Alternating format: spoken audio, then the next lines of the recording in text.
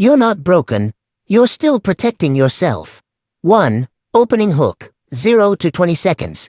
You tell yourself something is wrong with you. Because you pull away when things get close.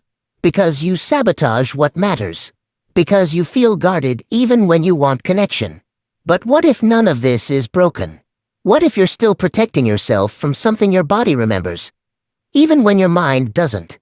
2. Problem deep dive. Here's what it feels like.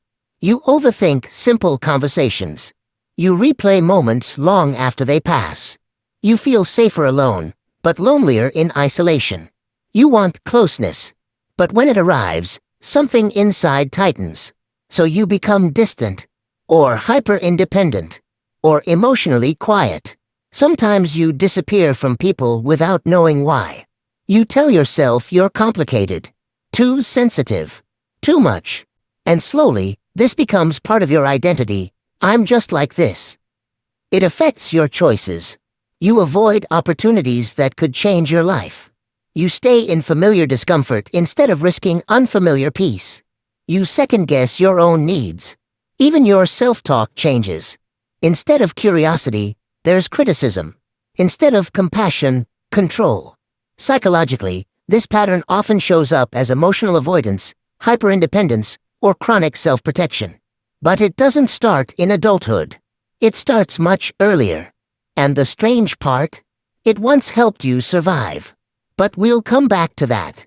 3. Reframe. Let's say this clearly. You are not broken. Your nervous system learned something important a long time ago.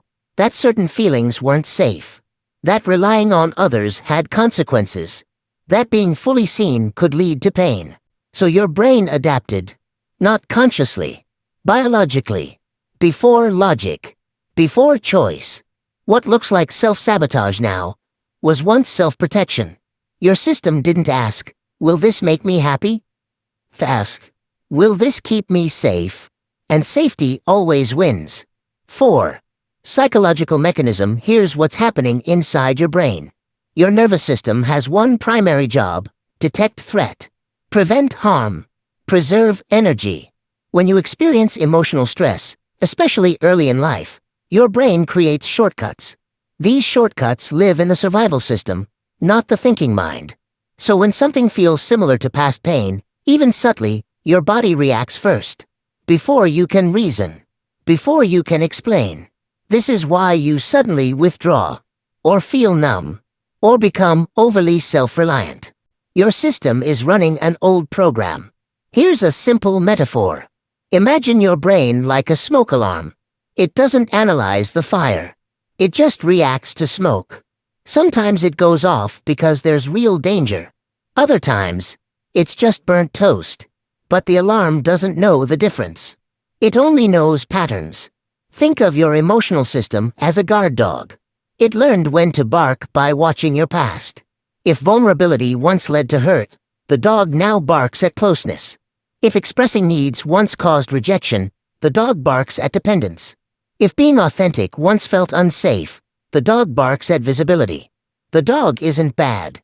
It's loyal. It's just working with outdated information. And this explains something important. You don't struggle because you lack discipline. You struggle because your nervous system still thinks it's protecting you. 5. Practical framework, not quick fixes. Not surface advice. This is about slowly updating your internal safety system. Here are 4 psychologically grounded steps. Step 1. Name the pattern. What to do. Start noticing when you pull away, shut down, or over-control. Not with judgment. With observation. Why it works. Naming activates the prefrontal cortex, the part of the brain responsible for awareness and regulation. This creates space between impulse and action. Real-life example. You feel the urge to cancel plans. Instead of immediately doing it, you quietly think, this is my protection response. That single pause begins rewiring. Step 2. Track the body first. What to do. When you feel triggered, scan your body. Tight chest. Shallow breathing. Clenched jaw. Why it works. Emotional reactions live in the body before they reach conscious thought. By grounding physically, you signal safety directly to the nervous system. Real-life example. Before replying to a message that makes you anxious, you place one hand on your chest and take 3 slow breaths. You're not calming your mind. You're calming your biology. Step 3. Replace "what's wrong with me" with "what am I protecting?" What to do? Every time you judge yourself, ask this instead. Why it works. This reframes behavior as adaptive, reducing shame. Lower shame equals less threat equals more emotional flexibility. Real-life example. Instead of saying, "I ruin relationships," you say, "My system learned to stay guarded." That subtle shift changes how your brain processes the experience. Step 4. Practice safe exposure to vulnerability. What to do. Take very small risks with safe people or situations. Not big emotional leaps. Tiny ones. Why it works. This uses a principle called gradual exposure. Your nervous system updates through repeated, low-threat experiences. Real-life example. You share one honest feeling instead of staying silent.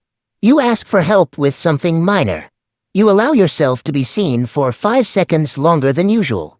6. Integration. Here's the simple model to remember. Your behavior isn't the problem. Your safety settings are outdated. Old environment. Old rules. Same nervous system. Healing isn't about becoming someone new. It's about showing your body that you're no longer in the same place. Awareness. Body safety. Compassionate reframing. Small exposures. That's the loop. Not force. Not fixing. Updating. Like installing new software on an old system. Slowly. Gently. Through experience. You stop fighting yourself. You start listening. 7. Quiet empowering. Close. You've been carrying protection that once kept you alive. That matters. But you don't have to live inside survival mode forever. You're allowed to feel safe in connection. You're allowed to rest without guilt. You're allowed to grow beyond old defenses. Not because you're broken, but because you're ready to feel safe in new ways. And remember, this isn't weakness. This is an old guard dog doing its job. And now, you're teaching it that the world has changed. Final quiet thought. You don't heal by becoming tougher. You heal by letting your nervous system learn that it no longer has to fight for you.